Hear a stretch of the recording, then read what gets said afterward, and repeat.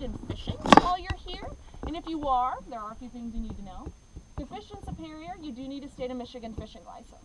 To fish the inland lakes and streams, you do not need a state of Michigan license. If you're not familiar with regulations here in the park, inside of our park newspaper, the Greenstone, which is up in the Visitor Center, you can grab that and all of those are listed. Please keep in mind that coastal brook trouts here are catch and release only. Also, we ask you to be aware of aquatic invaders that are here in Superior that we're trying to keep out of our inland lakes and streams. Most importantly, spiny water flame, which is a small invertebrate that'll gunk up on your fishing line. So if you're fishing in both areas, we ask that you either switch out your line or fish the inland lakes and streams first and then Lake Superior second.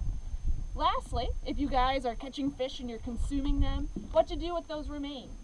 We ask that you cut them up into smaller pieces. If you're on foot, hike away from your campground and throw them as far as you can into whatever body of water that you're on.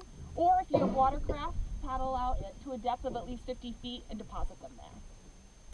And lastly, number 7. That's be considerate to others. And why is that important right here? Also, we can all enjoy peace and solitude backcountry. Exactly. We're all here for a wilderness experience, but we're also the ones that can negatively impact this. All of our campgrounds do have quiet hours from Central Time. That's from 9 p.m. to 5 a.m. Eastern Time, 10 p.m. to 6 a.m. Also, please keep in mind that the shelter doors and privy doors, they're made of wood and they're spring-loaded.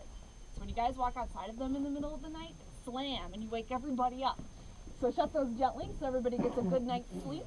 And, you know, we just ask you guys to look out for one another while you're there in the back country. You're the eyes and ears for each other, so make sure we're all having good trips. So that said, if you are getting back on the Voyager 2 to go to McCargo Cove, you need to head up to the Visitor Center, get a permit, and come right back down into the boat. If you are heading to Rock Harbor to go camping, you need to head up to the Visitor Center, get a permit, and come right back down to the boat. If you are starting your trip in Windigo, you need to get your items off of the Voyager 2 and then head up to the Visitor Center to get a permit. And who here is staying at the lodge? I will talk to you guys individually before you head out. Thank you guys. There you go. Have a good trips.